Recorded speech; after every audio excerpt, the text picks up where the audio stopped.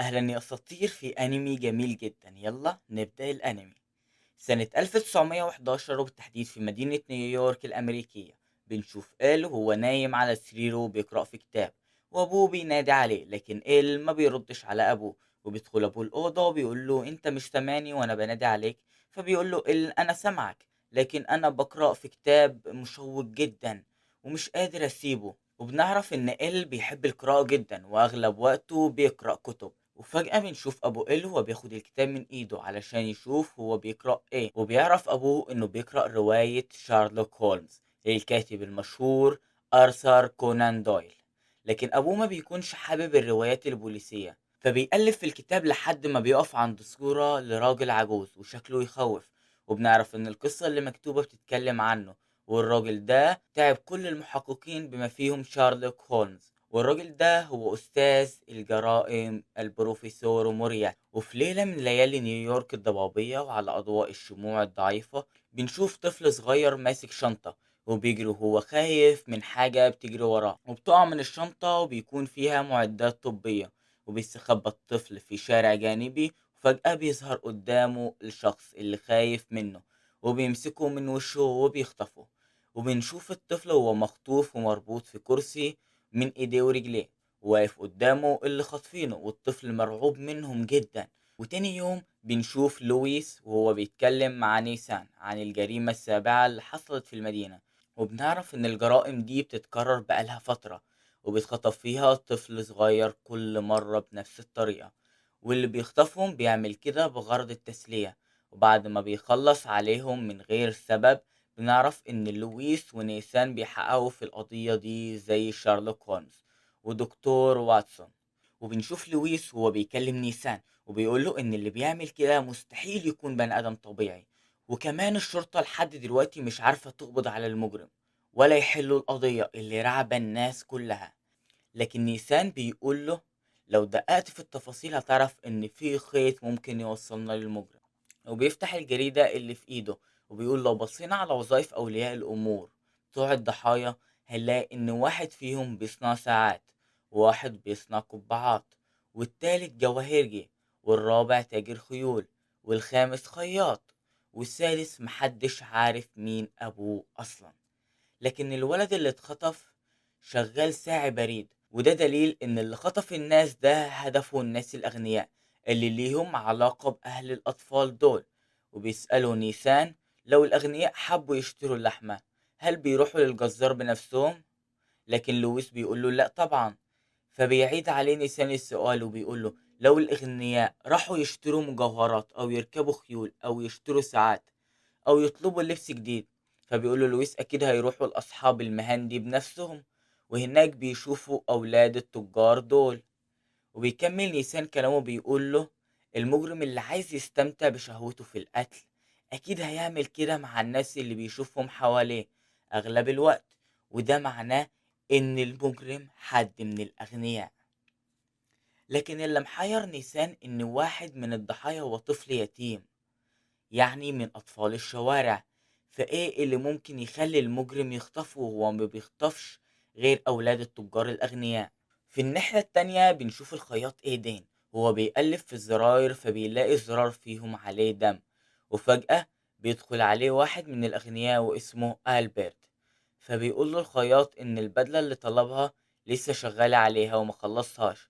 لكن ألبرت بيقول له أنا مش جاي عشان البدلة، لكن جاي أعزيك في ابنك رودي، وبيعتذر له إنه معرفش ميعاد الجنازة علشان كده مقدرش يحضر. فبيقول له إيه دين إن الشخصيات المهمة أمثاله ما ينفعش تحضر جنازة شخص بسيط زيي. فبيطلب منه ألبرت يرتاح من الشغل شوية، لكن ايدين بيقوله ان الشغل بيخليه يستريح وينسى اللي حصل شوية. وفي ميدان في وسط المدينة بنشوف طفل صغير بيعزف على آلة موسيقية علشان الناس تديله شوية فلوس، وبيتعب من العزف وبيقعد مكانه وبيتفاجئ بعملة كبيرة حد حطها في الكوباية اللي بيلم فيها الفلوس. وبيرفع راسه بيلاقي نيسان وبيطلب يتكلم معاه شوية وهيديله عملة تانية لو وافق. وبياخد نيسان الولد لمطعم وبيحط قدامه أكل كتير، وبنشوف الولد وهو جعان جدا وبياكل بسرعة وبنهم شديد. وبيسأل نيسان كنت عايزني في ايه؟ فبيقول له نيسان ان الآلة اللي بيعزف عليها دي مش بتاعته، وفجأة بيوقف الولد اكل وبيشك ان نيسان ظابط وعايز يقبض عليه، لكن نيسان بيطمنه بيقول له لو انا ظابط كان زماني قبضت عليك. فبيطمن الولد وبيقول له دي الآلة الموسيقية بتاعت صاحبي كاس، وبيحكي له انه لما لقى جثته لقى الآلة واقعة جنبه، فأخدها علشان يشتغل بيها. لكن بعدها بيتشائم من المكان اللي كاس كان شغال فيه، وغير مكانه وراح الميدان اللي في وسط المدينة. وبيسأله نيسان عن المكان اللي كاس كان شغال فيه، فبيقول له على بعد شارعين من المكان اللي لقيتني فيه. وبيروح نيسان للمكان وبيحلل المنطقة، وبيشك الأول إن كاس كان متراقب من عربية وهو واقف يعزف، لكن المجرم أكيد عايز يعرف عن ضحيته أكتر، فبيدور نيسان بعينيه على مكان ثابت ممكن المجرم يراقب منه كاس. وبتقع عينه على شباك فندق كبير تبع نادي جاستروس بيطل على المنطقة بالظبط. وبيرجع نيسان للبيت وبيحكي اللي حصل للويس. بنشوف ألبرت وهو قاعد معاهم وبنعرف إنه صاحبهم، وبيقول لهم إن نادي جاستروس ده مطعم كبير جدا بيروح له خبراء الأكل من العالم كله، وكمان يعرف إن هناك ناس كتير بتروحه. وبيفكر نيسان إنه يدخل المطعم علشان يقدر يشوف الناس اللي جواه ويعرف مين فيهم اللي ممكن يكون المجرم. وبيوافق ألبرت عشان يرجع حق ايدين في ابنه اللي مات. وفي المطعم بنشوف نيسان وهو بيسأل الجرسون عن الراجل اللي قاعد جنب الشباك على طول، وبيقول له الجرسون ان ده ارجنتينو، وبيقول له انه ده واحد من مؤسسين النادي. فبيسأله نيسان لو بيقعد هنا على طول، فبيقول له الجرسون مش على طول، بس طول ما الكرسي ده فاضي بيقعد عليه. بعدها بيروح نيسان يقابل أرجنتينو وبيطلب يتعرف عليه، وبيقول له إن اسمه جيمس مورياتي. لكن أرجنتينو بيقابله بطريقة وحشة، بيقول له إنه مش عايز حد يقعد معاه. وبيحاول نيسان يفتح معاه أي حوار، وبيقول له إن البدلة بتاعته دي متفصلة عند إيدين، والخاتم اللي انت لابسه ده غالي جدا، وأكيد اللي عمله لك حد من شارع جولدشتاين. وساعة الجيب اللي معاك مصنوعة في محل ماسترز، والقبعة بتاعتك مصنوعة في محل مورجان، والخيل بتاعك بتجيبه من نادي شانون. والفترة الأخيرة بقيت مهتم بالموسيقى، خاصة آلة الكونسورتيانا، وبتحب تاكل لحم الأرانب البرية الصغيرة وما تكونش مستوية قوي علشان تقدر تاكلها براحتك. بنعرف ان النيسان يقصد هنا الأطفال الصغيرين اللي بيخطفهم. فبيضحك أرجنتينو ضحكة صفرة وبيحاول يخبي قلقه، لكن نيسان بياخد باله وبيقول له إن أفكارك الداخلية بتنعكس على ملامح وشك بسهولة. وفجأة بيقف من مكانه أرجنتينو وبيقول له في مشوار مهم نسيته ولازم أمشي. وبعدها بنشوف نيسان وهو ماشي في شارع جانبي وراجل ضخم بيراقبه وماشي وراه. وبيدخل نيسان في شارع ضيق ومسدود، فبيدخل وراء الراجل ده لكن مش بيلاقي نيسان، كأنه فص ملح وداب. وفجأة بيظهر نيسان من وراه وبيقول له كنت شايفك وانت بتراقبني وسحبتك ورايا لحد هنا، واكيد انت اخد امر تخلص عليا.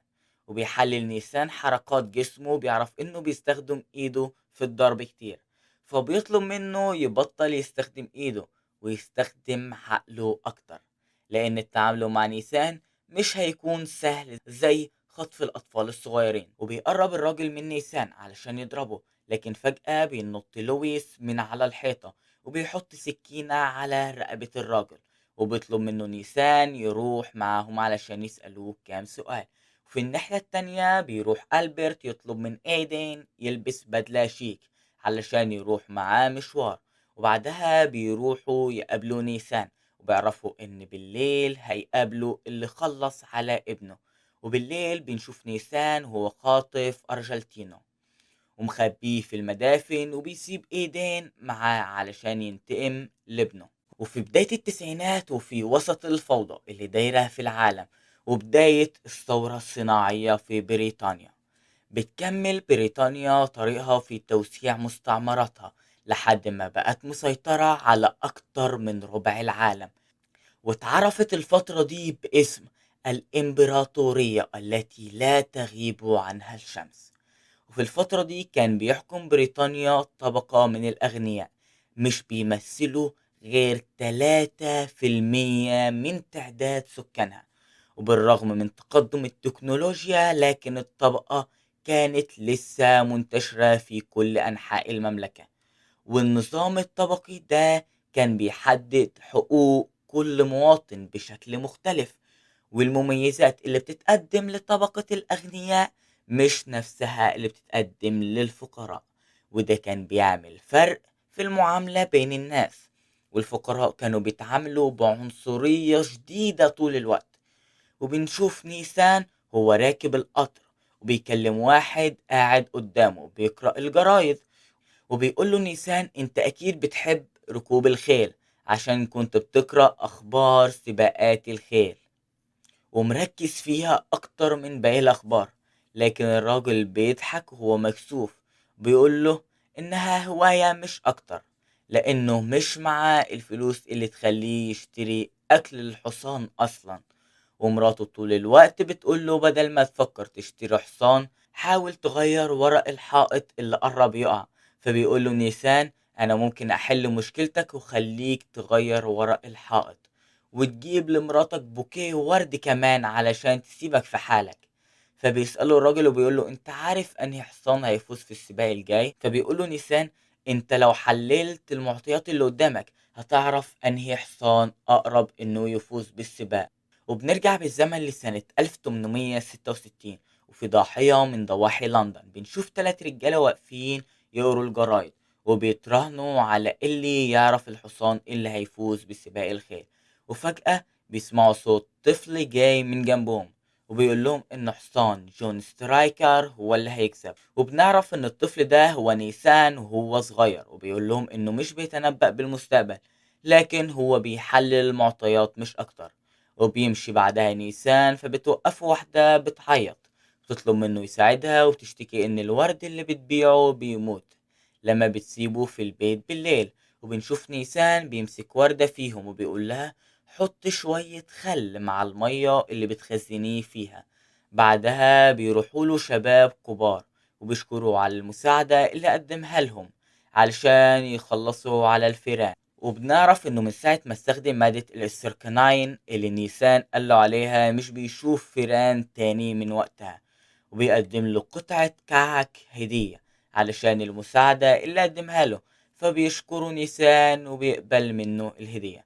وبنشوف عربية أخوه نيسان بتقف قدامه وبينزل السواق يفتح له باب العربية، وبيدخل نيسان مع أخوه العربية. وبتسأل ست عجوزة عن الطفل اللي لابس شيك وواضح إنه من طبقة الأغنياء وماشي وسط الناس في الشوارع بتاعت الفقراء. فبيقول لها واحد من الناس إن دي عائلة موريات. وبنشوف ألبرت وهو بيتكلم مع نيسان في العربية وبيقول له أنت بقيت مشهور كعادتك في المدينة، وبيسأله لو في حد طلب نصيحتك في حاجة معينة. فبيقوله نيسان واحدة سألتني على الورد بتاعها اللي بيموت، ومجموعة رجالة كانوا بيتراهنوا على سباق الخيل، فبيطلب منه ألبرت يكمل طريقه في مساعدة الناس.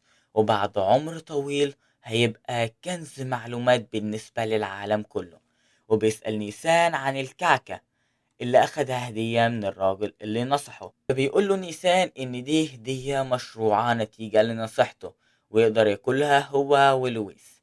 لكن لو حد تاني عارف إنه أخد حاجة من العوام هتبقى مشكلة كبيرة، عشان كده لازم أكون شريكك في الجريمة. وبياخد ألبرت قطعة الكيك وبياكلها، وبتوصل العربية للقصر وبينزل نيسان من العربية وبيشوف لويس بيكنس قدام القصر وهو تعبان، فبيجري عليه علشان يعرف هو ساب السرير ليه وهو تعبان. وفجأة بيظهر قدامهم خادم القصر واسمه سايمون، وبيسأل نيسان وبيقول له انت ركبت العربية ليه وانت مش مسموح لك تعمل كده. فبيخرج ألبرت من العربية وبيقول له انا سمحت له يعمل كده. وبنشوف سايمون وهو خايف من ألبرت لكن بيعامل نيسان بطريقة وحشة وبيطلب منه يقلع هدومه اللي لابسها. وبنعرف انها هدوم ألبرت وهو صغير.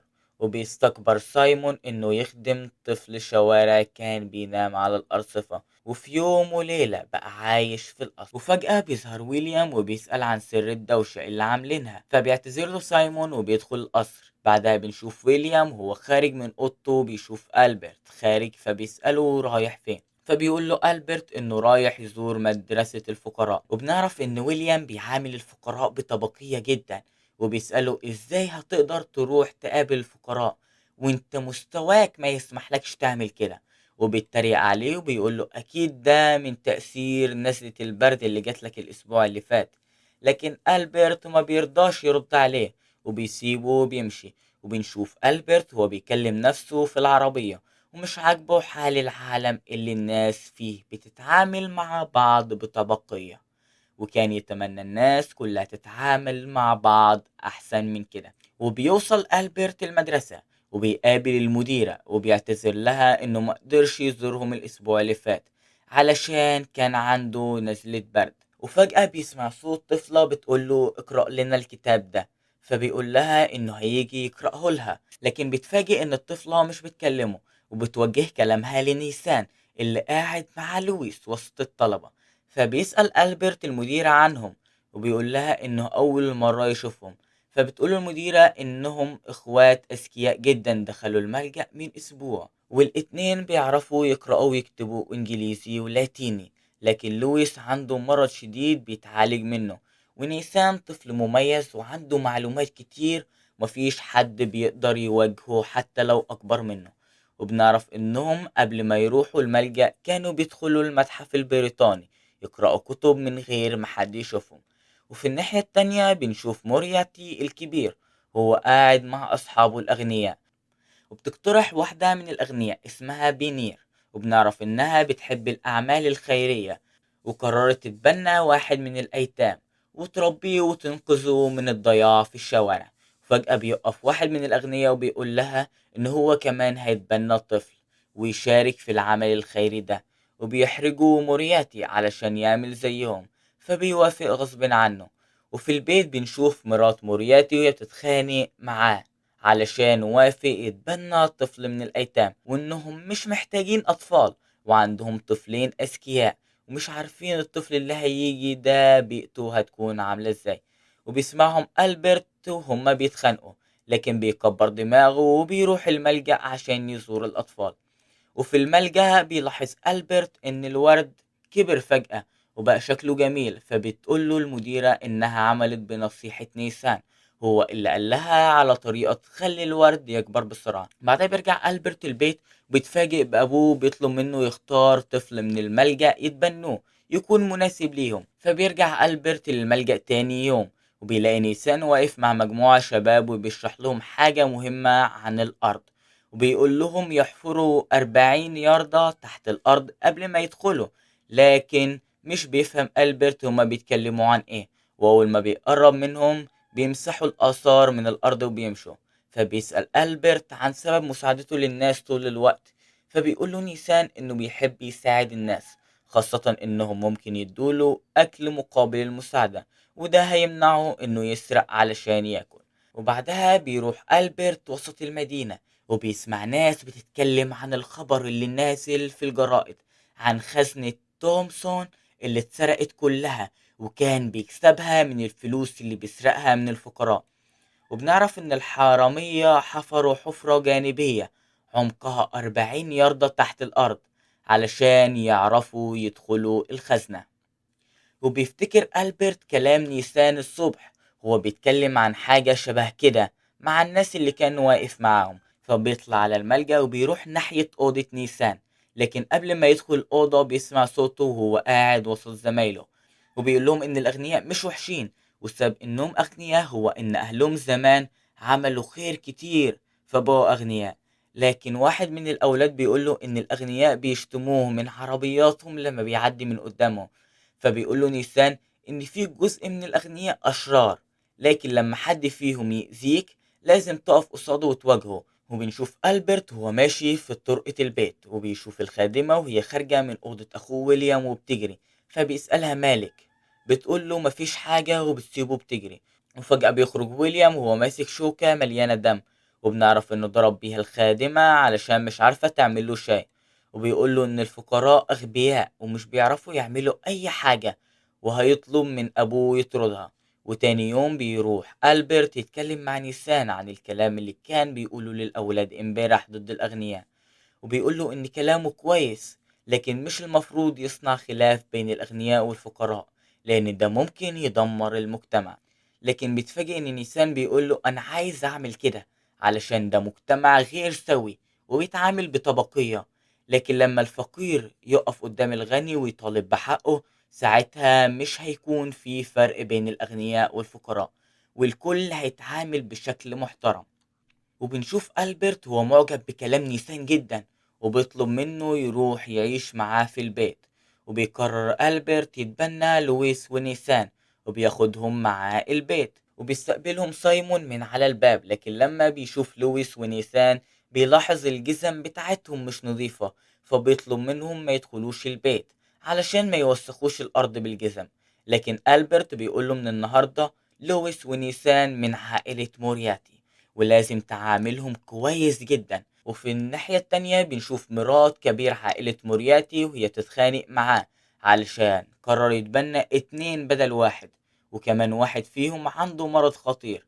فبيقول لها ان ده كان قرار ألبرت، هو اللي جاب اتنين بدل واحد. وبالليل بنشوف كبير عائلة مورياتي هو في حفلة مع الأغنياء، وبيقول لبينير انه اتبنى اتنين من الملجأ، والطفل الصغير فيهم عنده مرض خطير وهيعمل له عملية علشان يتعالج.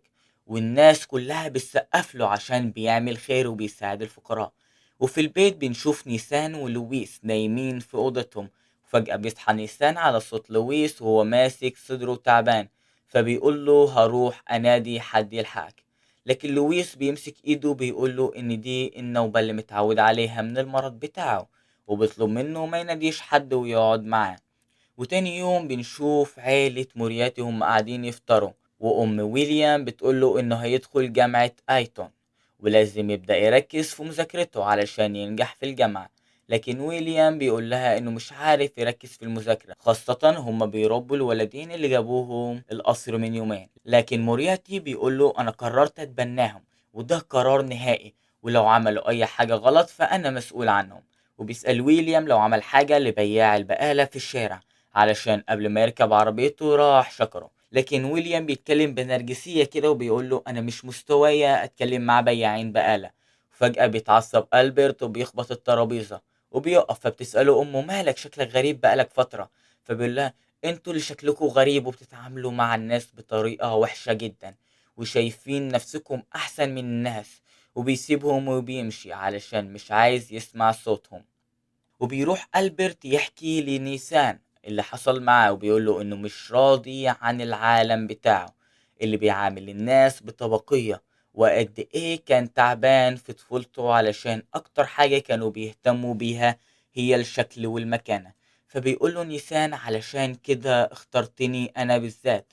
وبالليل بنشوف ويليام هو بيتسحب وداخل أوضة نيسان، وبيفتح درج المكتب علشان يحط شوك ومعالق غالية عشان يتهموه انه سرقهم. فجأة بيسمع صوت نيسان واقف وراه بيقول له عايز تخبي شقق ومعالق في درج مكتبي علشان تتهمني اني حرام وتطردني من البيت.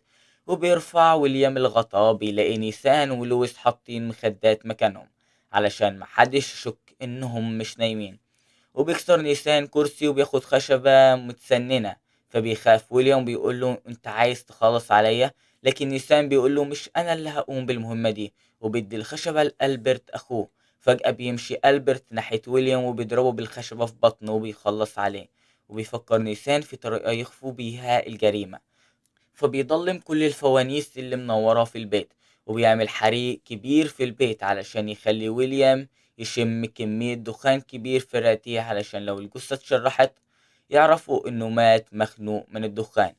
وبيدخلوا بعدها أوضة مقفولة الغاز اللي في البيت ما يقدرش يدخلها، وبيربط البندقية بخيط وبيعلقوا في فانوس من الفوانيس، بحيث لما حد يفتح الفانوس البندقية تضرب طلق والغاز يولع في القصر كله وبينفجر القصر. وبنشوف لويس وهو بيعور نفسه وبيقول لهم إن لازم خطة تكون محكمة 100%، وعلشان محدش يشك فينا يبقى لازم نعور نفسنا ونقول لهم اتعورنا واحنا بنهرب من القصر.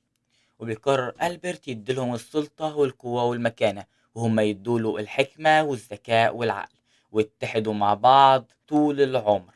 وبتوصل المطافي بيتفاجئوا بألبرت ومعاه لويس ونيسان خرجوا أحياء من القصر، وبيقول لهم ألبرت إنه ابن صاحب القصر ودول إخواته الصغيرين. بعدها بيفكروا يروحوا لحد من قرايبهم، لكن للأسف ما بيعرفوش حد فيهم.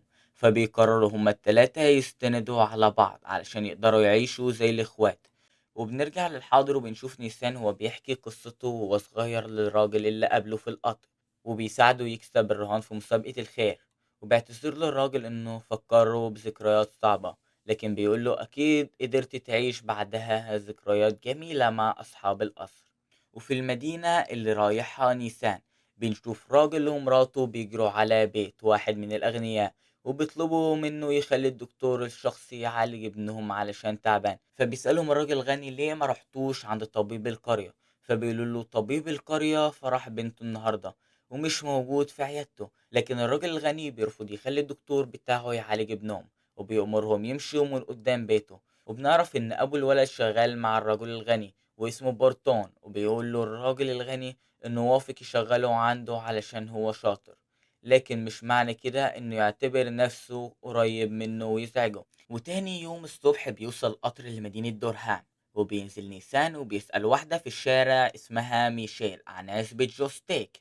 فبتقول له يبقى أكيد أنت مدرس الرياضيات اللي جاي المدرسة جديد. فبيسألها نيسان عرفت إزاي، فبتقول له إن بلدهم صغيرة قوي وأي حد غريب بيدخلها بيعرفوه على طول. وكمان أهل البلد سمعوا عنه إنه مدرس غريب، خاصة إن واحد من الأغنياء وشغال مدرس. وبنشوف بياعة الفاكهة بتقول له ما تستغربش من كلامها، لأنها بتكره الأغنياء علشان واحد فيهم أذاها هي وابنها وما قدرتش تعمل حاجة. وبيتوه نيسان شوية في الطريق لحد ما بيوصل للبيت اللي هيقعد فيه، وبيلاقي لويس مستنيه هناك فبيعمل له شاي علشان يرتاح من الطريق. وبيديله لويس رسالة من الفيكونت بلفور حاكم المدينة بيدعيهم على العشاء. وبنعرف إن ألبرت كمان هيوصل المدينة بالليل، فبيقرر نيسان إنهم يستنوا ويروحوا هما التلاتة مع بعض. وبالليل بيروح لويس ونيسان وألبرت يتعشوا مع حاكم المدينة، وبنعرف إن عنده مرض في قلبه علشان كده بياخد علاج لملاريا اسمه الكينين، ودكتور بتاعه قال له إنه فعال كمان للقلب. وبيقول لهم حاكم المدينة إن الدواء ده بيتصنع في البلد بتاعه من نبات الكين، وكمان بتتزرع مخصوص في الجناين بتاعته. فبيسألوا نيسان لو عنده اهتمام بالزراعة، فبيقول له إن هوايته يجمع المحاصيل النادرة ويزرعها. وبيعرض عليهم ياخدهم جولة في البساتين بتاعته بعد العشاء. في البستان بنشوف أنواع نادرة وفصائل مختلفة كتير من النباتات. فبيسأله ألبرت إزاي بتهتم بكل النباتات دي في وقت واحد. فبيقول له عندي عامل اسمه بورتون شاطر وبيقدر يرعى النباتات طول الوقت، لكن بالرغم من كده فهو من الطبقة الفقيرة. وبنشوف بورتون وهو راجع البيت وبيلاحظ إن مراته ميشيل حاطة 3 أطباق 3 معالق على الترابيزة. فبيقول لها انت حاطة 3 أطباق على الترابيزة واحنا شخصين بس ليه؟ فبتقول لها إنها شافت ابنها في الحلم وهو بيعيط من الجوع فعملت حسابه. نعرف إن بورتون وميشيل هما اللي راحوا لرئيس المدينة عشان يعالج ابنهم لما كان تعبان، ولما طردهم مرضيش يخلي الدكتور بتاعه يعالجهم.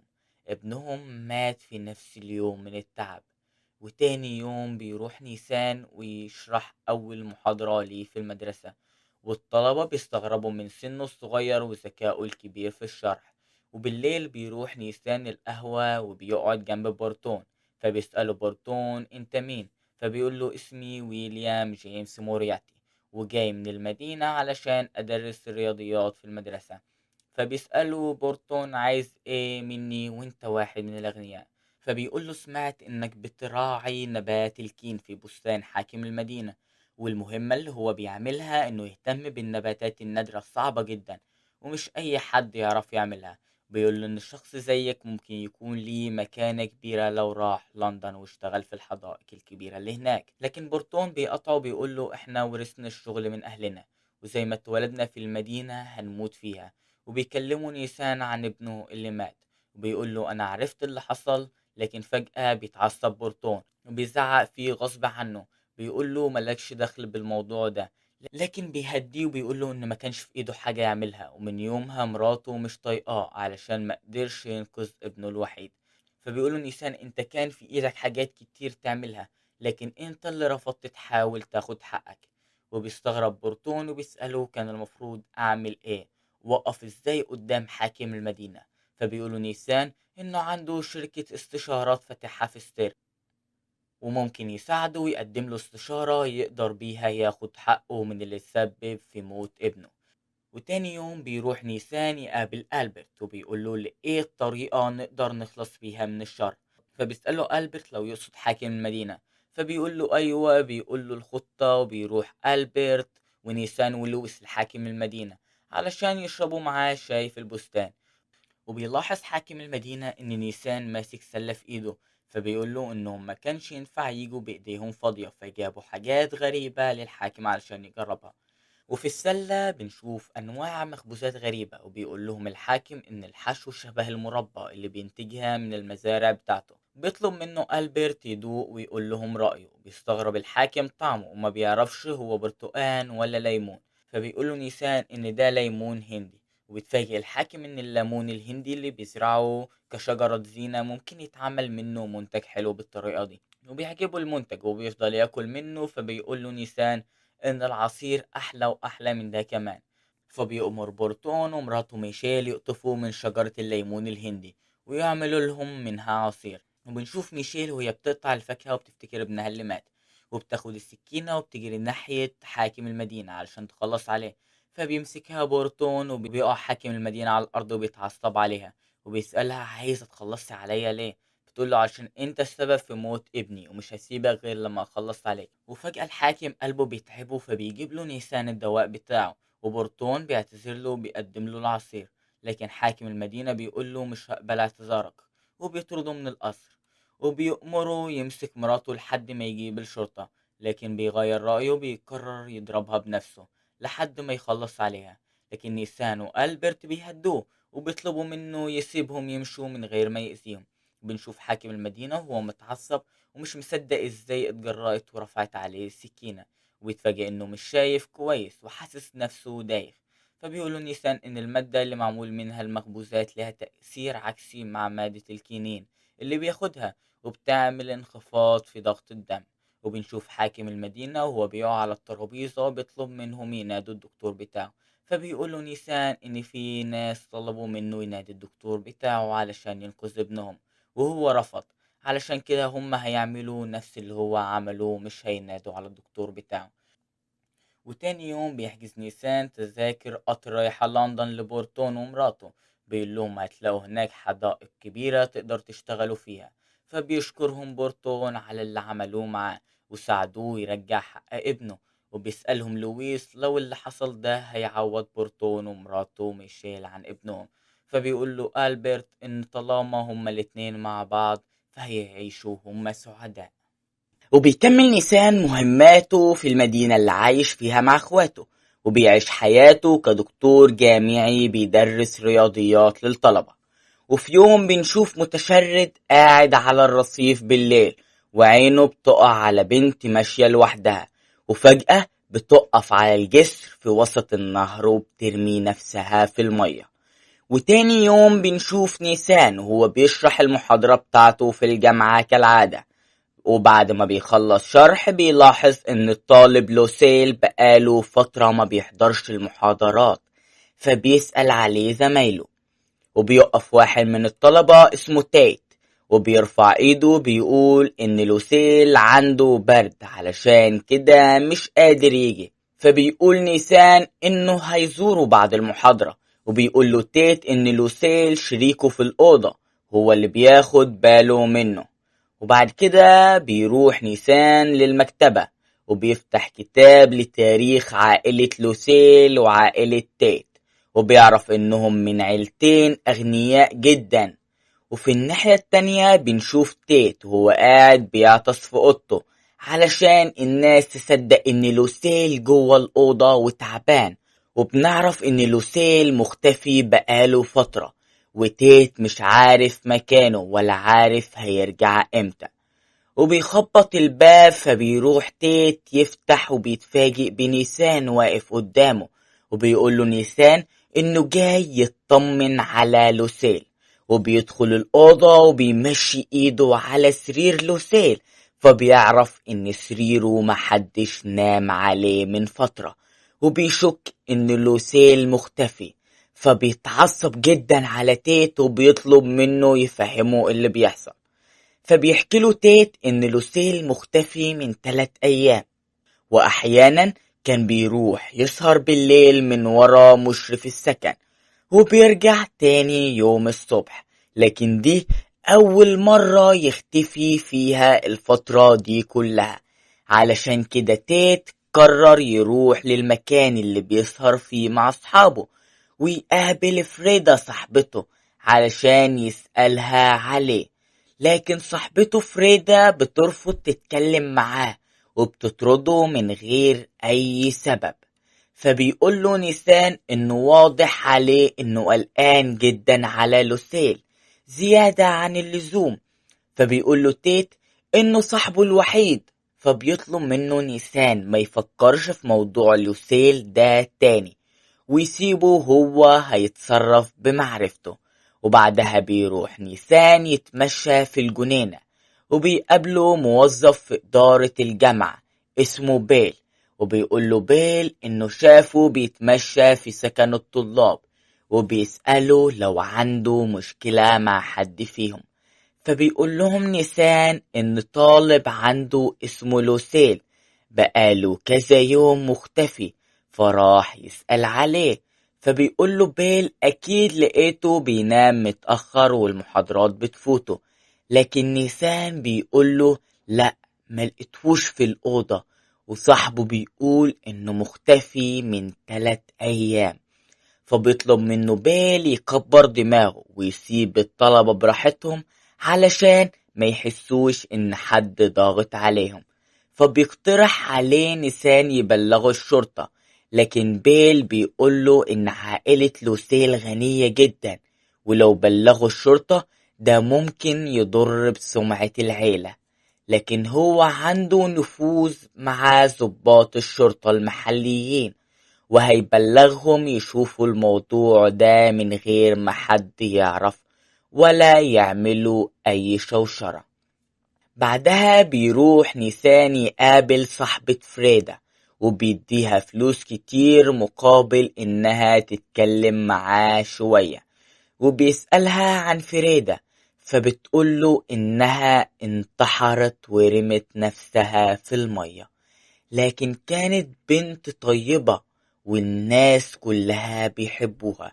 وبنعرف ان لوسيل كان بيحب فريدة جدا، لكن فريدة كانت فاكراه بيضحك عليها علشان هو من الأغنياء وهي من الفقراء. لكن لوسيل طلب ايديها، لكن بعدها بفترة بيختفي لوسيل، وبنشوف راجل غريب بيكلم فريدة وبيقول لها ما تقربش من لوسيل ده تاني. فبتقرر فريدة تنتحر وبترمي نفسها في المية. وفي الناحية التانية بنشوف لوسيل وهو محبوس في أوضة وبيدخل عليه الأستاذ بيل، فبيسأله لوسيل عن فريدة، فبيقوله إنها انتحرت ورمت نفسها في المية وهيسيبه محبوس هنا فترة لحد ما يتحسن نفسيا وينساها. وبنشوف نيسان هو خارج من المطعم وفجأة بترميله صاحبة فريدة الفلوس اللي خدتها منه وبتقوله إن فريدة مدفونة في مقابر الفقراء علشان ما كانش معاها فلوس تدفن في مكان أحسن. وفي البيت بيطلب نيسان من لويس يبعت برقية لاتنين من أصحابهم ويقول لهم إن ده الوقت المناسب اللي هيتحركوا فيه. وبتوصل البرقية الأولى للعقيد موران وفريد، وبيجهز موران شنطة وبيروح يقابل نيسان. وفي محطة القطر بيوصل فريد بعد ما خلص مهمة نيسان طلبها منه، وبنشوف نيسان هو بيسأل فريد لو لقى اللي قاله عليه، فبيقوله لقيت لوسيل محبوس في بار قريب وجسمه تحت تأثير المخدر. وبيوعدهم نيسان بفلوس كتير لو قدروا ينجزوا المهمة اللي رايحين يعملوها. وبالليل بنشوف لوسيل قاعد على النهر، وبيروح له بيل وهو بيجري وبيسأله انت بعتلي اقابلك هنا ليه؟ فبيقول له لوسيل انا ما بعتلكش ولا طلبت اقابلك في اي مكان.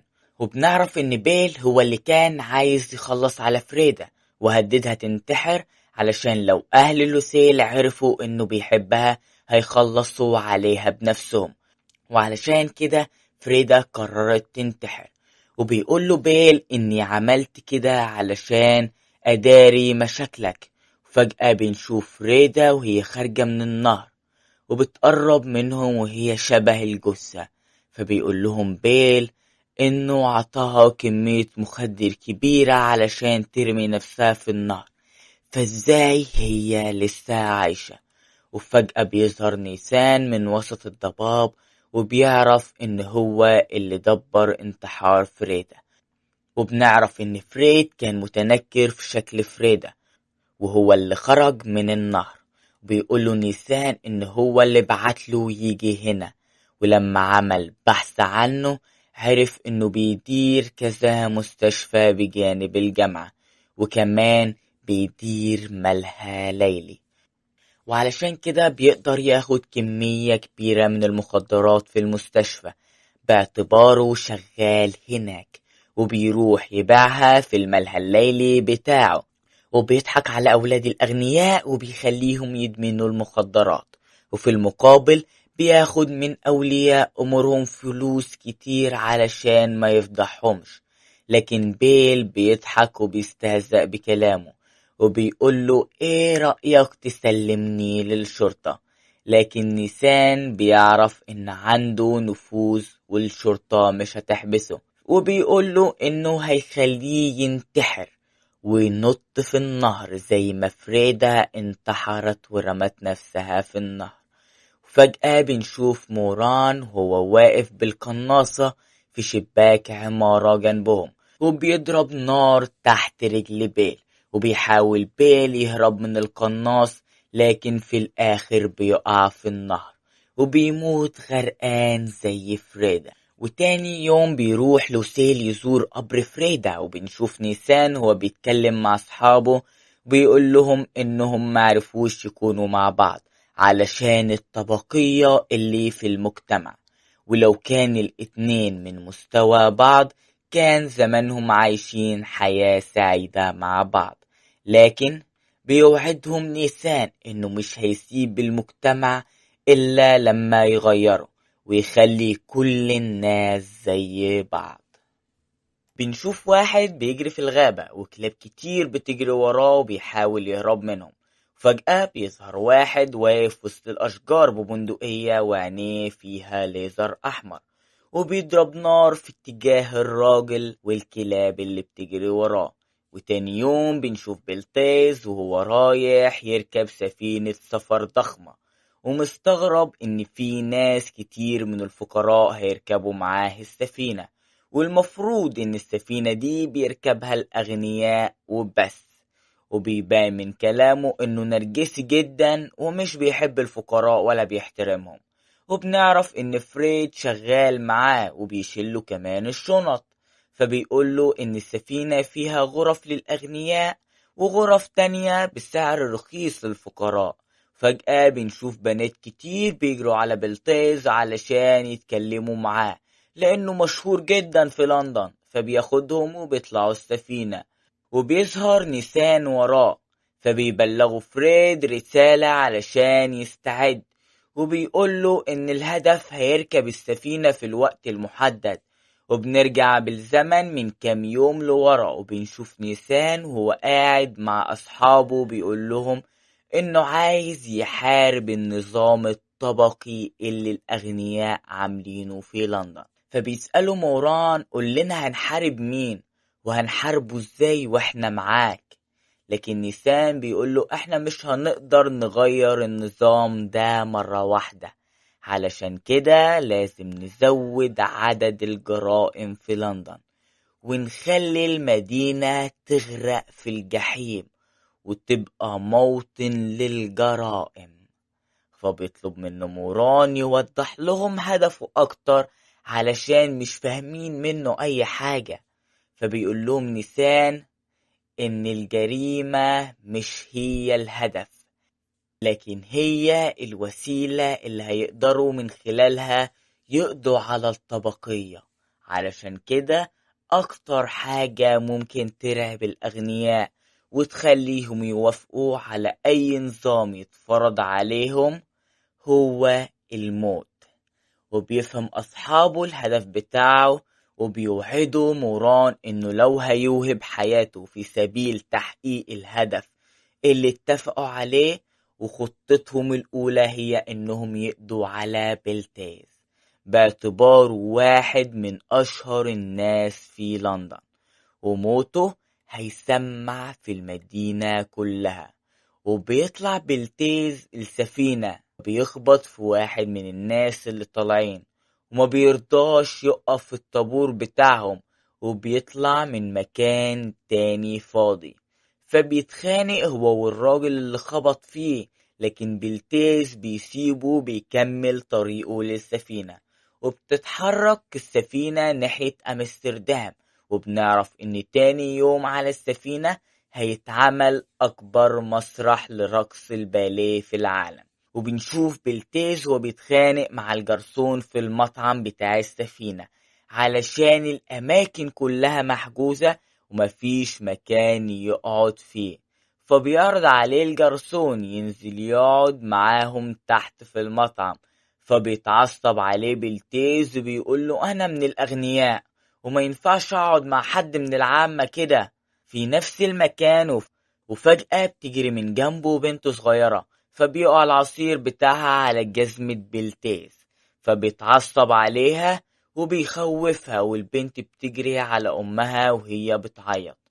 وبنشوف نيسان وهو بيديله منديل علشان يمسح ايده، وبيقول له انا ويليام جيمس مورياتي. فبيقول له بلتيس انه سمع اسم مورياتي في الجيش. فبيقول له نيسان انت اكيد تقصد اخويا الكبير ألبرت، هو موجود معانا على نفس السفينة. في الناحية التانية بنشوف فريد وهو بيتفق مع الراجل اللي اتخانق مع بلتيس.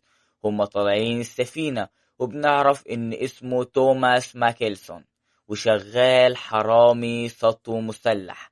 علشان كده استعان بيه فريد واداله فلوس مقابل انه يستفز بلتيس ويتخانق معاه كل شوية. وبنشوف نيسان وهو خارج من اوضته بيتمشى في السفينة، فبيشوف واحد بيتكلم مع بنات وبيتراهنوا معاه انه يعرف الناس اللي في السفينة بيشتغلوا ايه. وبيعدي من قدامهم نيسان فبيقول لهم ده عالم رياضيات. فبيسألوا نيسان عرفت ازاي؟ فبيقول له ان مشيتك منتظمة، فممكن تكون شغال في الجيش، لكن لما قربت من السلم اللي تصميمها المعماري جميل مرضتش تطلع ورجعت خطوة لورا علشان تتفرج على التصميم. والمهنة الوحيدة اللي بتهتم بالتصميم وطريقة البناء هي الهندسة المعمارية أو علم الفيزياء. لكن عينك ما كانتش مركزة على العمود اللي في نص السلم، وما كانش اهتمامك على الطريقة اللي السلم مسنود بيها على الأرض. وده معناه إنك مش مهندس معماري، لكن عينك ركزت أكتر على التصميم الدائري اللي السلم متصمم بيه. وده معمول بنظرية رياضيات معقدة صعب حد يعرفها إلا عالم رياضيات. فبيقول له نيسان إن كلامك صحيح، وأنا فعلا شغال عالم رياضيات في الجامعة. وبيطلب منه يجرب معاه نفس الطريقة، وبيقول له من الواضح إنك بتعزف على آلة كمان لكنك مش موسيقار، وشكل جسمك بيقول انك شاطر في الفنون القتالية وطرق الدفاع عن النفس، وكمان عندك حب استطلاع للنظريات العلمية. وبيقرب منه نيسان وبيشم ريحته وبيقوله انه بيكره ادمان المخدرات وانك شغال في جامعة اوكسبريدج، لكن لهجتك بتقول انك اقرب للطبقة العاملة. وبما انك لسه بتتكلم بنفس لهجتك فده أكيد علشان بتفتخر بأصلك خاصة من ناحية والدتك. فجأة بيضحك الراجل وبيقوله إن كلامه صح، وإنه مهتم يقعد معاه في وقت تاني ويعرف عنه أكتر.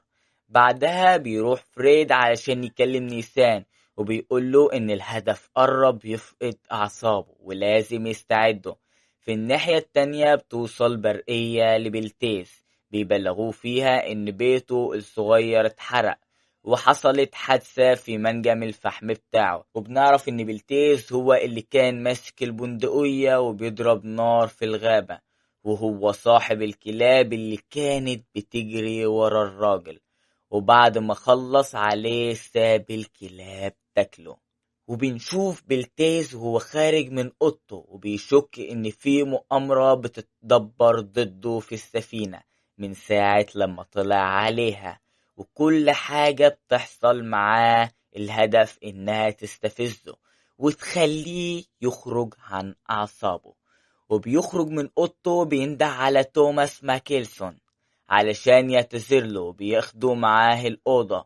فجأة بيهجم عليه بلتيس بالسكينة وبيخلص عليه، لكن بيتفاجئ بلتيس إن الباب بيخبط، وبنعرف إن نيسان هو اللي واقف برا، وبيدخل الأوضة وبيشوف بلتيس قاعد على الأرض وجنبه جثة توماس. وزي ما شفنا إن بلتيس أخد سكينة وقتل توماس ودخله اوضته. وبعد كده بنشوف ان نيسان واقف قدام باب اوضة بلتيز، وبعد كده بيدخل على بلتيز وبيلاقيه قاعد على الارض وجنبه جثة توماس. ساعتها بقى بيحاول بلتيز يبرر اللي حصل، وبيقول له انه حرامي وانه هجم عليه في الاوضة وخلص عليه وهو بيدافع عن نفسه. لكن نيسان بيقول له اوضتك مترتبة جدا ومفيش علامات تقول انها كانت بتتسرق لو اعتبرنا ان توماس كان داخل يسرقها. مع ذلك فضربتك بالسكينة في قلبه بالتحديد يقول ان هدفك الاساسي هو انك تخلص عليه، والسكينة اللي ضربته بيها شكلها غالي، وده معناه انها بتاعتك لان محدش من الفقراء هيقدر يشتري سكينة زي دي. لكن نيسان بيطمنه انه مش هيفضحه وبيقول له انا مصدقك، لكن لو قلنا لحد انك كنت بتدافع عن نفسك مش هيصدقك. فبيقترح عليه نيسان يرمي الجثة في البحر بما ان محدش شافهم، وكده كده هم في نص الليل ومحدش هيلاحظ الدم في المية. بعدها بيشيلوا توماس هما الاتنين وبيرموه في المية، لكن اصحاب نيسان بيكونوا واقفين تحت الأوضة وبيمسكوا توماس قبل ما يقع في المية. وتاني يوم بنشوف بلتيز قاعد في كابينة الأغنياء وبيتفرج على عرض الباليه. وبعد العرض الأول بيدخل نيسان الأوضة وبيسأله لو متأكد إن هو اللي خلص على توماس، فبيقول له بلتيز إحنا اتفقنا نخلص الموضوع سر، وكمان رمينا الجثة مع بعض في المية. فبيديله نيسان منظار وبيشاور له على واحد قاعد وسط الناس في المسرح، وبيتفاجئ بلتيز إنه توماس قاعد وسط الناس وما ماتش. فجأة بيستأذن منه بلتيز وبيجري بسرعة ناحية المسرح علشان يمسك توماس، لكن بيتفاجئ ان توماس اختفى ومش موجود في الكرسي بتاعه. فبيسأل واحد من الناس عنه بيقوله انه مشى ناحية بدروم السفينة، وبينزل بلتيز بسرعة ناحية البدروم وبيتفاجئ بجثة توماس والسكينة مضروبة في قلبه زي ما سابه امبارح. فبياخد السكينة وبيفضل يضرب فيه علشان يتأكد انه مات.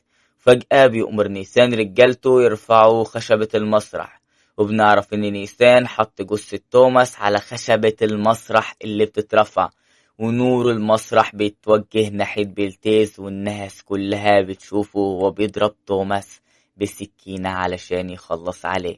وبيتأكد الناس ان الشائعات اللي منتشرة عن بلتيز صح، وانه بيخطف الناس في الغابة وبيخلي الكلاب تجري وراهم وبعدها بيصطادهم بالبندقية. وبيتخانق بلتيز مع واحد من الأغنياء وبينط عليه من على خشبة المسرح بالسكينة، لكن الراجل بيضربه وبيوقع منه السكينة، وبيهرب بلتيز في الطريق زي ما كان بيخلي الناس تهرب منه في الغابة. في الناحية التانية بيطلع الراجل اللي قبله نيسان وكان عنده قوة ملاحظة، وبيمسك الجثة فبيلاحظ إنها ميتة من فترة والجثة متخشبة. وبنشوف بلتيز وهو طالع فوق أعلى حتة في السفينة علشان محدش يقدر يقبض عليه. وفجأة بيضربوا موران بالقناصة في رجله، فبيقع في المية وبيموت غرقان. وبتوصل السفينة تاني يوم لهولندا، وبينادي الراجل على نيسان وبيحكي له عن ملاحظته في جريمة القتل، وبيقول له إن الجثة كانت متخشبة، وده معناه إنها ميتة بقالها أكتر من 15 ساعة على الأقل. لكن بالرغم من كده بلتيز ما أنكرش إنه خلص عليه، ووقف قدام الناس وقال إنه فقير ولازم يموت، وده معناه إنه عارف إنه خلص عليه بنفسه.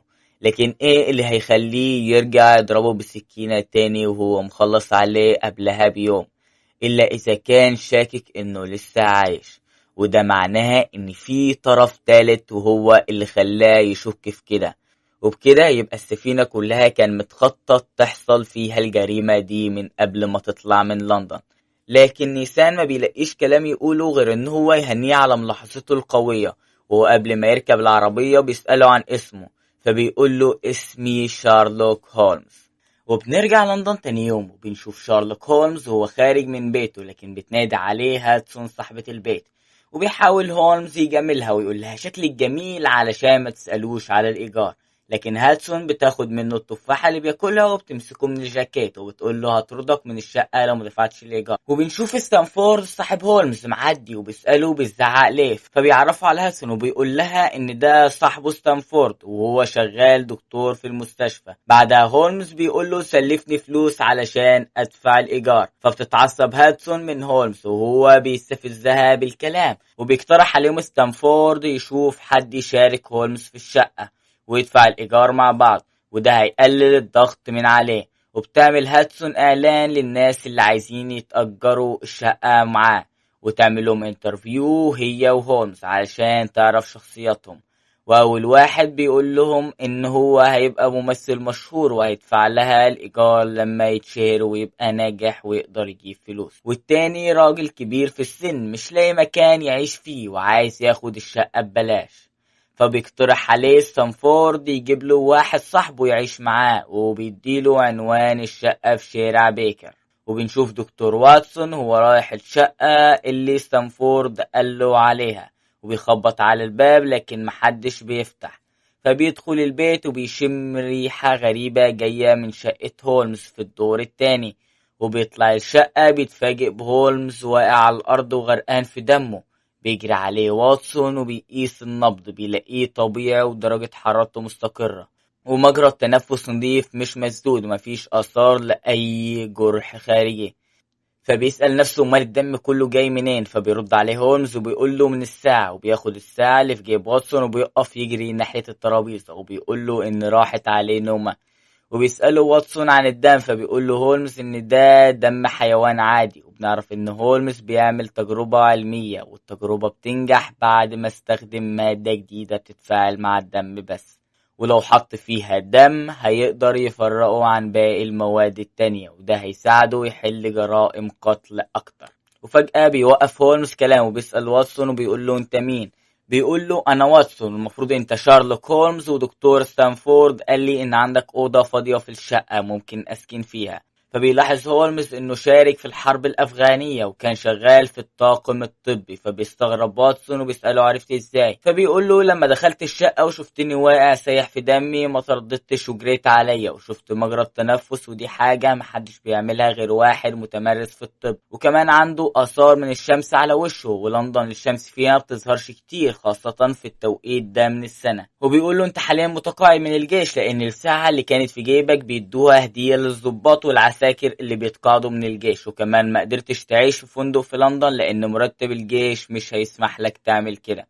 وبيلبس هولمز الجاكيت بتاعه وبيقول له واتسون يلا نخرج علشان هاتسون صاحبة البيت عزمانة على العشاء، وبيأكد لهولمز انه موافق يقعد معاه في الشقة، لكن لازم الاول صاحبة البيت تفحصه علشان تتأكد انه مناسب يعيش معاهم. وفي المطعم بيستأذن هولمز وبيروح الحمام وبيسيب هاتسون مع واتسون، وبيلاحظ واتسون ان هاتسون بتخاف على هولمز وبتعامله كأنه ابنها، بالرغم ان تصرفاته غريبة، واوقات يقعد كذا يوم برا البيت واوقات تانية بيحبس نفسه في الشقة وما بيخرجش لفترة طويلة. وبيرجع هولمز وبيعرف ان هاتسون وافقت تسكن واتسون معاه في الشقة، وفجأة بيدخل راجل شكله مهم وبيسلم على هاتسون وبيسألها هولمز عنه، بتقول له إن ده المحقق ليستارد شغال في شرطة سكوتلاندا يارد. وبيفرح هولمز علشان أكيد ليستارد جايباله قضية جديدة بصفته مستشار للشرطة وبيحل لهم القضايا اللي مش عارفين يحلوها.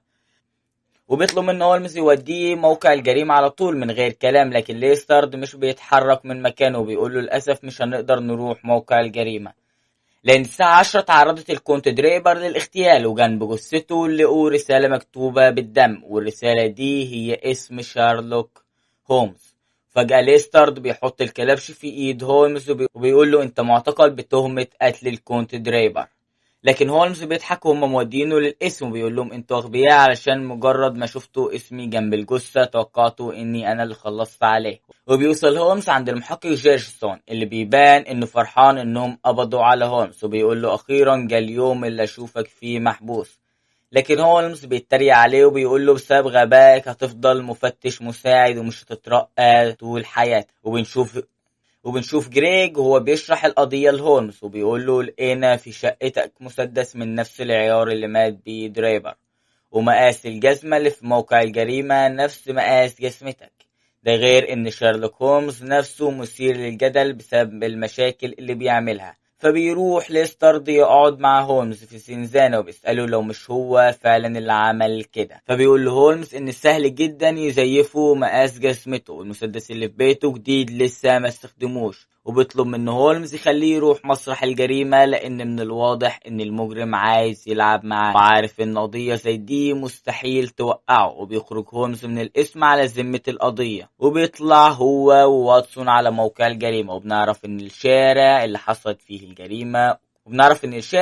فيه الجريمة كله قصور للأغنياء، وجثة الكونت دريبر لسه موجودة في مكتب وما نقلوهاش للمشرحة مكتوب جنبها بالدم اسم شارلوك.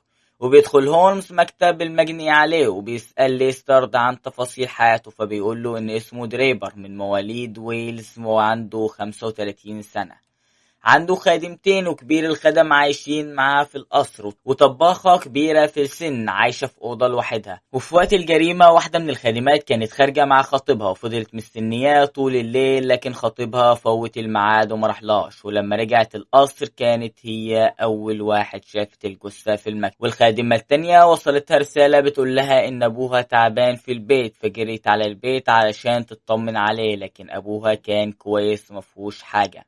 وكبير الخدم كان نايم ومخرجش من اوضته طول الليل، والطباخة كبيرة كانت في اوضتها وكبيرة في السن وسمعها تقيل، ولو ضربت جنبها نار للصبح مش هتسمع حاجة. وبيفحص واتسون الجثة فبيلاقي 4 طلقات في منطقة الصدر، وده معناه ان المجني عليه مقاومش، لكن بالرغم من كده فالمجني عليه مات بسبب كمية الدم الكبيرة اللي نزفها.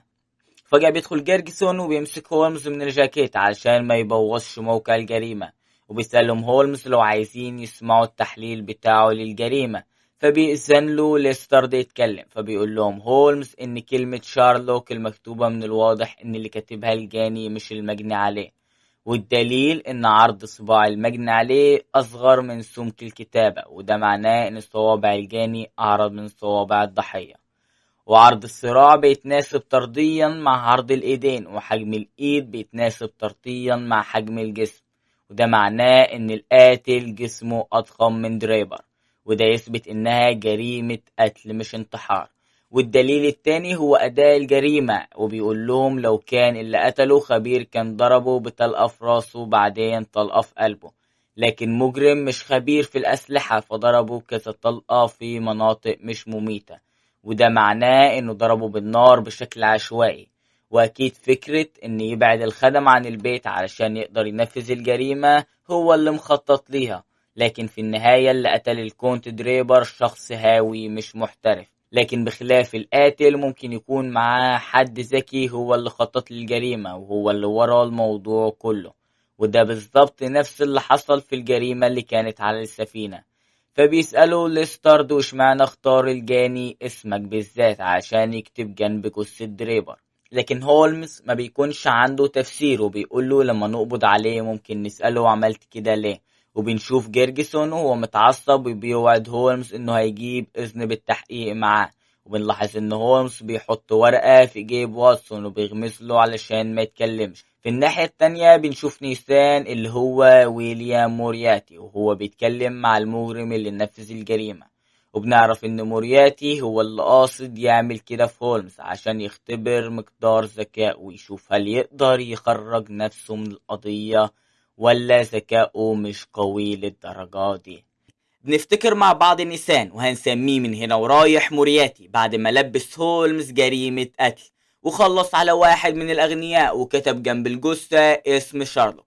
ووقفنا في الحلقة اللي فاتت عند المحقق جيرجسون لما قفش هولمز ودكتور واتسون والمحقق ليستر وهم قاعدين عند الجثة علشان يعرفوا هو مات ازاي ويقدروا يثبتوا براءته. وبيخبي هولمز ورقة في جيب واتسون وبيغمس له علشان يسكت وما يتكلمش. بعدها بيقبض المحقق جيرجسون على هولمز وبيطلب من ليستارد انه يحطه في العربية علشان يروحوا القسم. وبيخرج هولمز مع ليستارد وبيلاحظ حاجة غريبة في أرض الشارع. فجأة بيطلب من ليستارد يسيبه يهرب علشان يدور على المجرم، وبيوعده ان لما يلاقيه هينسب له كل الفضل وهيقول ان ليسترد هو اللي قبض عليه. بعدها بنشوف ليسترد وهو راكب الحصان ومعاه جيرجسون ومن ورا راكب هولمز لوحده. فجأة ليسترد بيخلي الحصان يرفع نفسه في الهواء والعربية بتترفع بيهم، فبينط هولمز من العربية وبيهرب وبيروح هولمز يقابل واتسون تحت الكوبري. وبنعرف ان هولمز كتب لواتسون في الورقة اللي حطها في جيبه ان الضابط هيتعاون معاه وهيسيبه يهرب، وبيقول له هولمز انه مش هيسيب المجرم لحد ما يلاقيه. وبيطلع من جيبه خاتم وبيقول له هو ده اللي هيوصلنا للمجرم، لان الخاتم بتاعه وقع في الشارع قدام القصر بعد ما نفذ جريمته. في الناحية التانية بنشوف المجرم وهو واقف مع ألبرت وبيقول له لازم ارجع الخاتم مهما حصل علشان الجريمة ما تتكشفش. وتاني يوم هولمز بينشر اعلان في الجريدة باسم واتسون بيقول فيه انه لقى خاتم في طريق بريكستون، وبيطلب من صاحب الخاتم يتواصل معاه علشان يرجعه له، وبيكتب عنوانه في اخر الاعلان. وبيقرأ مورياتي الإعلان وهو قاعد مع ألبرت، فبيضحك ألبرت وبيقول له هولمز عايز ينصب لنا كمين. فبيسأله لويس لو متأكد إنه عايز تبعت فريد، فبيقول له مورياتي إنها لعبة ولازم نكملها للآخر. وبنشوف هولمز وهو بيقرأ الخبر مع واتسون وبيقول له إن رمينا الطعم ومش باقي غير إنهم يقعوا فيه.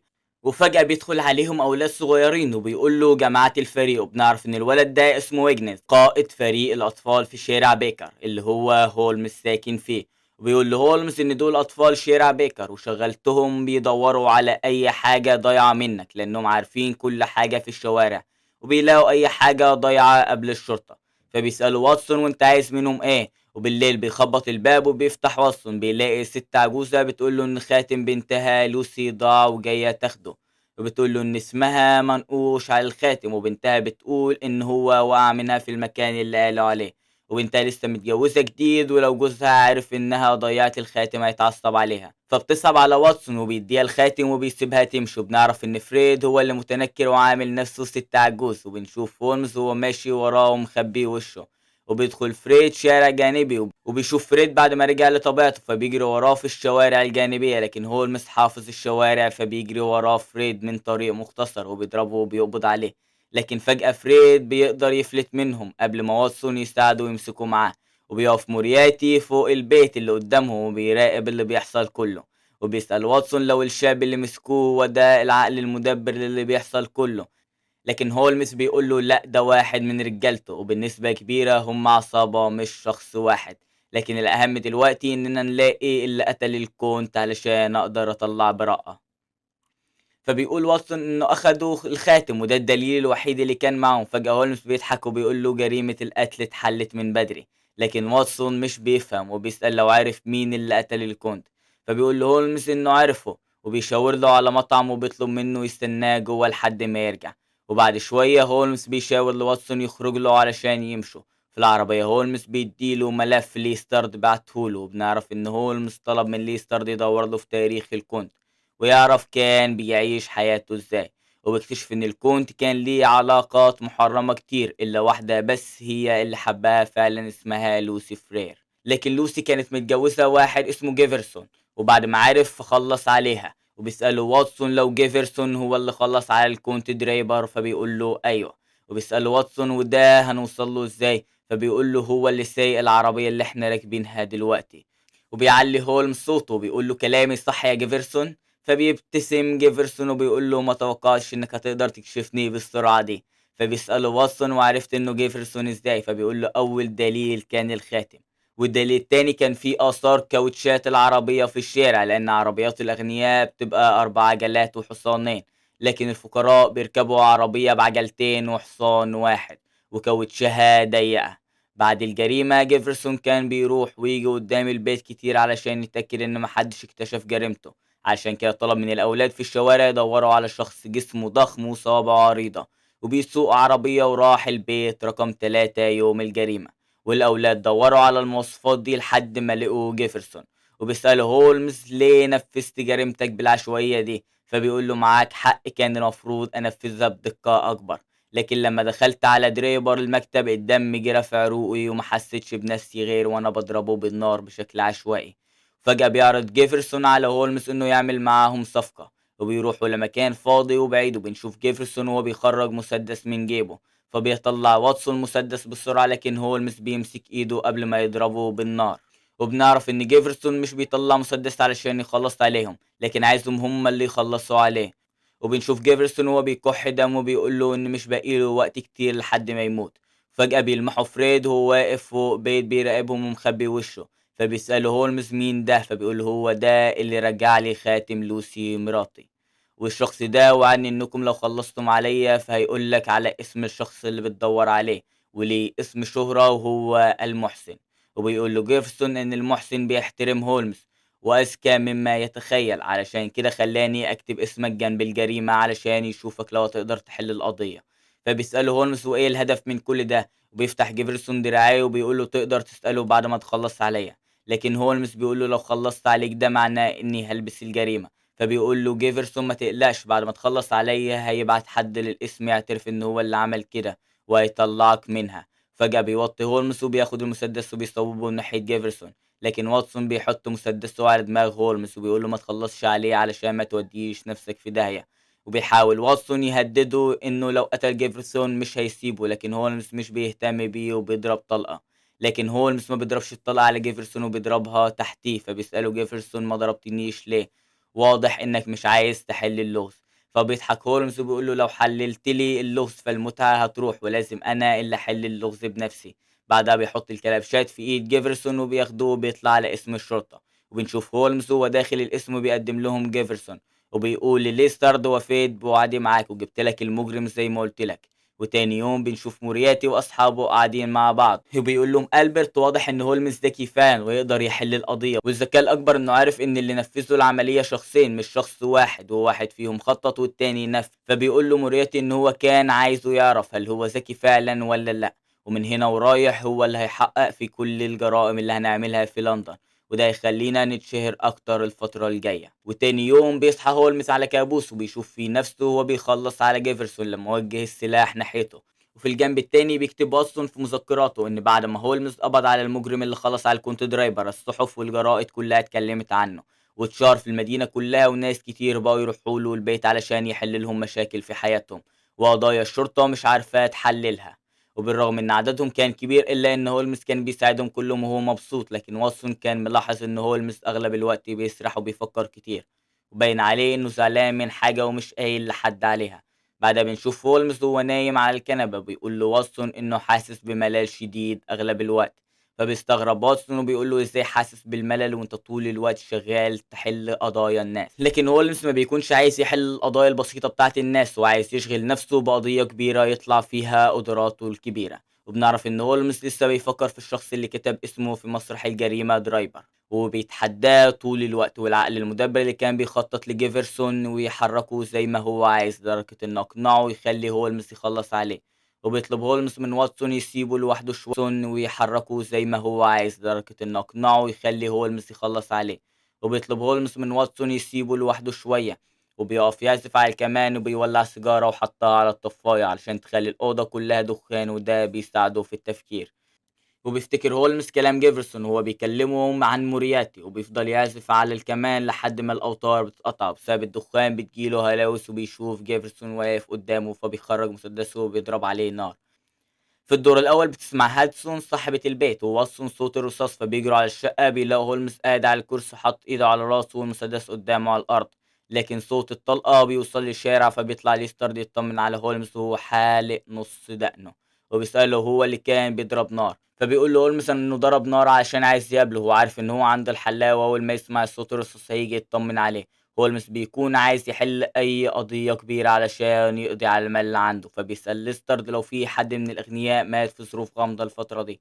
فبيقول له ليسترد ان في رجل اعمال اسمه ريتشارد مات جنب بحيرة يوريك، ولقوا رسالة في بيته كاتب فيها ان هو هيخرج يتمشى في وقت متأخر بالليل، هو في طريقه لحد البحيرة ومات هناك. وتاني يوم الشرطة لقت جثته، وبيتحمس هولمز وبيطلب من ليسترد يخرج معاه علشان يعرفوا هل مات علشان تعبان ولا مات في جريمة قتل.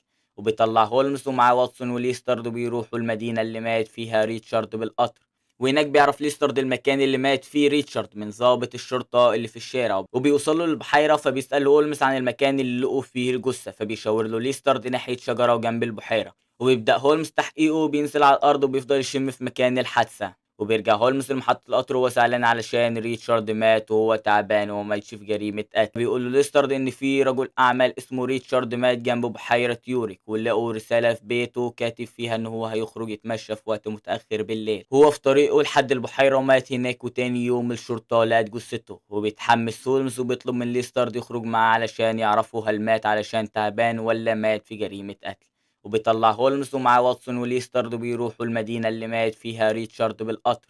وهناك بيعرف ليسترد المكان اللي مات فيه ريتشارد من ضابط الشرطة اللي في الشارع، وبيوصلوا للبحيرة. فبيسأل هولمز عن المكان اللي لقوا فيه الجثة، فبيشاور له ليسترد ناحية شجرة وجنب البحيرة. وبيبدأ هولمز تحقيقه وبينزل على الأرض وبيفضل يشم في مكان الحادثة. وبيرجع هولمز لمحطة القطر وهو زعلان علشان ريتشارد مات وهو تعبان وهو ماتش في جريمة قتل. وبيتخانق هو واتسون علشان ما سابوهوش يخلص على جيفرسون، لكن واتسون بيقول له انه ما كانش ينفع يسيبه يرتكب جريمة قتل وهو واقف يتفرج عليه. فبيشتمه هولمز وبيقول له انت مالكش لازمة معايا ومش بتساعدني في حاجة. فبيسيب واتسون لوحده وبيرمي في وشه تذكرة القطر، وبيمشي بعيد عنه وهو زعلان. بعدها بيروح هولمز لرقم الأوضة المكتوب على التذكرة، وبيشوف واتسون من الإزاز وهو قاعد جوه الأوضة زعلان وقافل على نفسه. والغريب إن هولمز مهتمش ولا رضى يخبط على الأوضة، وراح يشوف حاجة ياكلها. وبيفضل شعور الملل مسيطر على هولمز، فبيغير الترابيزة اللي قاعد عليها وبيروح يقعد جنب الاتنين اللي في الترابيزة اللي قدامه. لكن الأغرب إن الاتنين اللي هولمز قاعد جنبهم هما مورياتي وأخوه لويس، وهو ما يعرفش إن هما دول اللي بيدور عليهم طول الأيام اللي فاتت. وبيبدأ مورياتي كلامه فبيقول له انت شارلوك هولمز اللي حليت قضية الكونت درايفر والصحافة كلها تتكلم عنك. فبيقول له هولمز ان هو كان عايز ينسب الفضل للمحقق ليستر، لكن حد من الصحفيين سرب الخبر. فبيقطع كلامهم لويس وبيطلب من هولمز يسيبهم يكملوا اكلهم. فبيقول له هولمز إنه هيتكلم معاهم لحد ما يحلّوا ويشربوا الشاي بتاعهم عشان قاعد وحده زهقان. وبيقول لهم إن هو من وقت جريمة درايفر هو مش لاقي قضية كبيرة يتسلى فيها، وسافر من لندن وراح لبحيرة يوريك علشان يتأكد إن الراجل اللي مات هناك ما لوش علاقة بسلسلة الجرائم القتل اللي بتحصل الفترة اللي فاتت. فبيمثل مورياتي إنه مش فاهم وبيسأله عن سلسلة جرائم القتل اللي بيتكلم عنها. فبيقول له إن في عصابة بتخلص على الأغنياء وعندهم واحد بيخطط لهم وهو العقل المدبر للعصابة. وبيحكي لهم على جريمة دريبر وإزاي المجرم جيفرسون وعده إن هو لو خلص عليها يقول له على اسم العقل المدبر. لكن هولمز رفض يقتله بعد ما اعتقلوه وراحوا له السجن يزوروه، وعرف اسم العقل المدبر من جيفرسون. فجأة بيشاور هولمز ناحية مورياتي وبيقول له أنت العقل المدبر للعصابة. وبنشوف لويس وهو بيفكر في خدعة هولمز لأنه حاطط ناس تراقب السجن وعارف إن محدش راح زار جيفرسون في السجن. هولمز بيخدع مورياتي وبيحاول يوقعه في الكلام، وبيمسك لويس السكينة اللي قدامه وبيفكر يخلص على هولمز قبل ما يكشف سرهم. لكن مورياتي بتبان عبقريته في الرد وثباته الانفعالي، وبيقول له مستحيل تقدر تثبت أو تنفي حاجة زي كده، لكن لو ده حقيقة فالمطلوب منك تثبته بالدليل. فبيضحك هولمز وبيقول له إنه كان بيهزر معاه، فبيضحك موريتي هو كمان وبيقول له اقبض عليا لو تقدر. وبيروح لهم ليسترد وبيسأل هولمز عنهم، فبيقول له ويليام ولويس من عائلة مورياتي. وبيستغرب لويس ازاي هولمز عارفهم، هم اغلب الوقت ما بيظهروش. وبينسى ان هولمز كان مع ويليام مورياتي على السفينة اللي رايحة هولندا. فجأة بيقطع كلامهم صوت واحدة ست بتصرخ، فبيجروا عليها وبيسألوها بتصرخ ليه. فبتقول لهم الناس سمعت صوت عالي من الكابينة اللي جنبيها وراحت تشوف فيها ايه، لقت راجل غرقان في دمه وميت. وبيحاول هولمز يفتح باب الكابينة لكن الباب بيكون مقفول. وبيقرر هولمز يتحدى مورياتي وطلب منه انهم يحققوا في القضية مع بعض ويشوفوا مين هيكتشف الجاني الاول. فبيحاول لويس يرفض، لكن مورياتي بيسكته وبيقول له لهولمز إنها قضية معقدة وممكن تاخد وقت، لكن هيستمتع بالتحدي معاه لحد ما يوصلوا لندن. فجأة بيدخل عليهم واتسون والجاكيت بتاعه غرقان دم، فبيشكوا إن هو اللي خلص على الراجل. وفي نفس الوقت بتوصل شرطة القطر وبيسألوا عن اللي بيحصل، وأول ما بيشوفوا المجني عليه بيأمروا العساكر يقبضوا على دكتور واتسون. لكن واتسون بيقول لهم إن هو خبط في واحد غرقان في دمه وهو خارج من الحمام، ولما رجع للكابينة بتاعته اكتشف الدم على الجاكيت. وقبل ما يقبضوا على واتسون بيعرفهم ليستارد على نفسه وبيقول لهم أنا المحقق ليستارد، وده شارلوك هولمز مستشار الجريمة المشهور، وده صاحبه دكتور واتسون. فجأة بيتعصب عليهم هولمز وبيقول لهم انتوا بتضيعوا وقت، والمجرم مش هيقدر ينط من القطر علشان سرعته كبيرة، لكن هينزل في المحطة الجاية اللي بعد 80 كيلو. ده معناه ان قدامهم 48 دقيقة علشان يقدروا يقبضوا عليه. وبنشوف لويس وهو بيهمس في ودن مورياتي وبيقول له ملناش دعوة بالقضية دي، لكن مورياتي بيقول له ان واتسون هيلبس تهمة وهو بريء منها وما عملهاش، علشان كده لازم نشغل الجزء الطيب اللي جوانا ونقف معاه لحد ما نكتشف المجرم. وبيبدأ التحدي بين ويليام مورياتي وشارلوك هولمز، وبيفتحوا هولمز باب الكابينة وبيبدأوا يحللوا المعطيات الموجودة قدامهم. وبيعرف هولمز من الكارت اللي واقع على الأرض إن الضحية شغال جواهرجي، والمجرم راجل وراكب القطر من المحطة دورهام. والمجرم حاول يخدر الضحية علشان يسرقه، لكن معرفش فقرر يضربه بسكينة لحد ما خلص عليه. وبين هولمز ومورياتي بنشوف ليستر هو مش فاهم ازاي قدروا يعرفوا التفاصيل دي، فبيشرح لمورياتو إن آثار الأقدام اللي قدام الكابينة دي آثار راجل مش ست، واحدة فيهم للضحية والتانية للمجرم، والدليل إنها من درهام هو الطين اللي موجود في كعب رجل المجرم. يعني كده المجرم ركب معاهم من محطة درهام، وده عرفوه من المطر اللي كان شغال في مدينة درهام لما عدوا عليها بالقطر. وبيمسك مورياتي إزازة ويسكي واقعة على الأرض وبيشمها وبيقول إن هي دي اللي كان فيها مخدر الكلورال. وبما إن المجرم قتل الضحية فده معناه إن نسبة المخدر كانت قليلة، والضحية كان فايق. وأول ما المجرم دخل كابينة وده أجبره إن هو يخلص عليه، وبيدققوا النظر في الجرح فبيعرفوا إن السكينة اللي اتضرب بيها حادة، والمجرم استخدم نفس السكينة وحاول يفتح بيها شنطة الضحية علشان يسرق الدهب. لكن لما الضحية نزف كمية دم كبيرة والمجرم حط ايده على الجرح علشان يوقف النزيف، بعدها أخد مفتاح الكابينة وقفلها من بره قبل ما يمشي، وده معناه إن المجرم كان مرتبك ومش عارف هو بيعمل ايه. بعدها بيخرجوا من الكابينة وبيبلغوا مورياتي إن باقي 39 دقيقة، وبيروح لهم الجرسون علشان يوريهم أسماء الناس اللي على القطر. لكن لويس بيلاحظ إن مورياتي أكتر حد بيحترم عقله على الأرض هو هولمز، علشان كده قبل ما يتحداه ومستمتع معاه بالتحدي. وبيقاطع مورياتي أفكاره وبيقول له إن هولمز هيمشي ورا الدلائل المادية زي مين اللي جاب له الويسكي، لكن أنا عايز أعرف إيه اللي كان بيدور في عقل القاتل لما ارتكب الجريمة. وبيحل مورياتي اللي حصل وبيسأل لويس ليه المجرم قفل الباب من بره بعد ما ارتكب الجريمة، فقال له أكيد علشان يرمي المفتاح والسكينة من شباك الحمام، وكمان يغسل هدومه ويشيل آثار الدم من عليها. في الجانب التاني بيحلل هولمز آثار الرجلين وبيعرف إن الآثار موجودة هي لجزمة الناس اللي شغالين في القطر.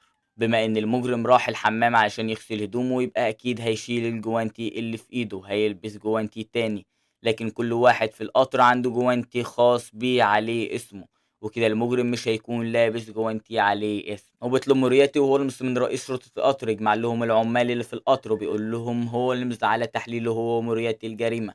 وبيطلب ليسترد من الشغالين اللي جزمهم مقاس 10 بوصات يطلعوا خطوة لقدام، فبيطلب منهم يمدوا ايديهم وبيتفاجئ ان على الجاكيت العامل التاني فيه ميه، وبيفتح ايده بيلاقيهم مليانين دم، فبيعرفوا ان هو ده المجرم. لكن العامل بيقول لهم ان ده الدم عشان ايده مجروحة، وبيخلع الجوانتي وبيلاقي ايديه الاتنين فعلا متعورين. فبيحاول هولمز يدور على دليل تاني لكن مش بيلاقي حاجة يثبتها عليه. فجأة بيقف مورياتي وبيقول له ازاي متعور في ايدك ولابس الجوانتي ونضارتك عليها نقط دم. فبيعيط المجرم وبيقول لهم إن ما كانش قاصد يخلص عليه، لكن كان عايز يسرق الدهب ويسيبه يعيش. وبيقبض رئيس الشرطة على العامل وبيعتذر لدكتور واتسون وبيفك الكلبشات من إيديه. بعدها لويس بيقول لمورياتي إن ملاحظة الدم كانت دقيقة جدا ومحدش شافها غيره، لكن مورياتي بيفاجئه إن الدم اللي على نضارته مورياتي هو اللي عور نفسه وساب نقط دم على نضارته وعلى كذا مكان تاني في جسمه علشان يلبسه القضية، لكن لما استخدمها على المجرم علشان يخوفه اعترف بجريمته علشان خايف. والفرق بين تحليله وتحليل هولمز إن مورياتي ممكن يستخدم طرق مخالفة للقانون علشان يثبت إنه صح، بعكس هولمز اللي عايز يمشي تبع القانون طول الوقت. تاني يوم هولمز بيعتذر لواتسون إنه اتكلم معاه بأسلوب وحش، لكن واتسون بيقول له مش زعلان منك، ولولاك كان زماني لابس جريمة قتل دلوقتي. في الناحية التانية بنشوف راجل بيتكلم مع ملكة بريطانيا وبيقول لهم إن الوثائق المسروقة اللي بيدوروا عليها محدش عارف مكانها، والشخص اللي سرقها ما حاولش يتواصل معانا لحد دلوقتي علشان نعرف هو سرقها ليه أو عايز إيه في المقابل. فالملكة بتقول له إن الوثائق دي واحدة من أعظم أسرار مملكة بريطانيا، وبتديله الحرية يستخدم كل الطرق اللي يقدر عليها سواء قانونية أو غير قانونية علشان يلاقي الوثائق.